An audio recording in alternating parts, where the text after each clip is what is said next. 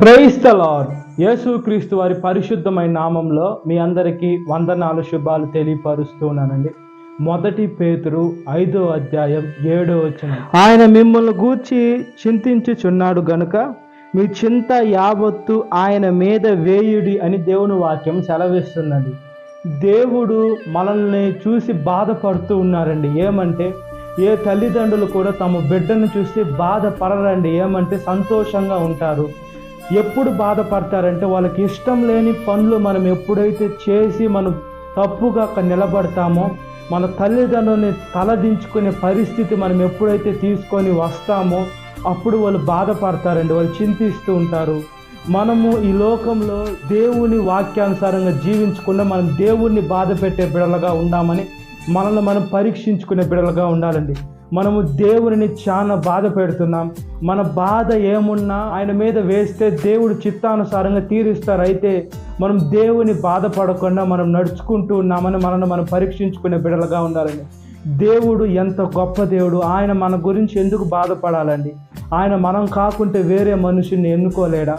మనం కాకుంటే ఆయన చేతుల్లో సృష్టించిన లోకము, ఆయన చేతితో సృష్టించిన మనుషులు, ఆయన మన నోట్లో తన జీవాత్మను ఊదితేనే మనం బ్రతుకుతున్నాం. ఆయన వేరే వాళ్ళని చేసుకోలేడా? ఆయనకు మంచిగా ఉండేటువంటి వారిని, అందంగా ఉండేటువంటి వారిని, బలంగా ఉండేటువంటి వారిని ఎందుకు చేసుకోలేరు?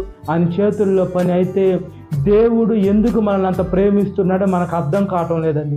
ఈ లోకంలో ప్రేమించని మనుషుల దగ్గరికి వెళ్ళి మనం టైం వేస్ట్ చేసుకోకుండా ప్రేమించే దేవుని దగ్గరికి పోయి మన సమయాన్ని సద్వినియోగం చేసుకునే బిడలుగా ఉండాలండి.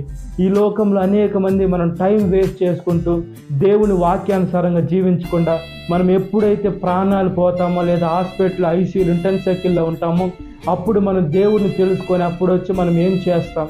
మనము యవ్వన వయసులో కాడి మోటి నలులకు మేలండి. దేవుడు అందరికి ఒక మాదిరికరంగా యేసుక్రీస్తు వారి జననం ఉంది. అయితే దేవుడు మాదిరికరంగా ఆయన యవ్వన వయసులో కాడి మోసారు. కాబట్టి మనము కూడా మన యవ్వన జీవితాన్ని దేవుడికి సమర్పించినట్లుగా ప్రార్థన. మహాపరిశుద్ధాత్మ దేవ, మా ప్రియ పరలోకపు తండ్రి, మా చింత యావత్తు వేసి మీ మీద వెయ్యాలి, అప్పుడు మీరు తీరుస్తారు. వేసి మీరు మమ్మల్ని బట్టి చింతిస్తున్నారు కానీ మేము అలాగా మిమ్మల్ని బాధ పెట్టకుండా, మిమ్మల్ని దుఃఖ పెట్టకుండా, మిమ్మల్ని సంతోషపరిచే బిడలుగా మేము ఉండునట్లుగా ప్రాధాయపత్రం ఒకసారి జ్ఞాపకం చేసుకోండి. ఏ తల్లిదండ్రులైనా తమ బిడ్డ మంచి పొజిషన్లో ఉండాలా, మంచి పేరు తేవాలా అని అనుకుంటూ ఉన్నారు. మీరు కూడా అలానే అనుకుంటున్నారు. మీరు కన్న తండ్రి కాబట్టి నా బిడ్డ ఈ లోకంలో పాపం చేయకుండా నా మాట విని నా మార్గంలో నడిచి నా త్రోవలో నడిచి అనేక మందిని నడిపించాలా అని మీరు ఆశపడుతున్నారు. అయితే ఆ ఆశకు తగ్గట్టు మేము బ్రతుకుతున్నామా లేదని మమ్మల్ని మేము పరీక్షించుకునే బిడలుగా ఉండాలా ఒకసారి జ్ఞాపకం చేసుకోండి. మేము మనుషులను ఆశ్రయించకుండా, ఈ లోకంలో అధికారులను ఆశ్రయించకుండా, ఈ లోకంలో ఎవరిని ఆశ్రయించినా వ్యర్థమయ్యా. మీరు మా గురించి పడకుండా మేము సంతోషంగా మీ వాక్యానుసారంగా మేము బ్రతికి ఇతరులను బ్రతికించాలా. అందుకోసం మీరు ఈ లోకానికి పుట్టించారు. కానీ ఈ లోకంలో తిరగమని, ఈ లోకంలో పాపం చేయమని, ఈ లోకంలో విచ్చల విడితనం జీవించేదానికి కాదు మీరు మనుషుల్ని పుట్టించింది. అది మనుషులకు అర్థం కాకుండా ఈ యుగ సంబంధమైన పాపములు సాతాన్లో మునిగిపోయి తమ జీవితాన్ని నాశనం చేసుకుంటున్నారు. అలాంటివన్నీ కాపాడమని అడుగుచున్నాను. సాతాను శోధన ప్రతి ఒక్క బిడ్డను విడుదల దయచేయండి. ఈ వాక్యం విన్న ప్రతి ఒక్క బిడ్డని పేరు పేరు వస్తున్న జ్ఞాపకం చేసుకోండి.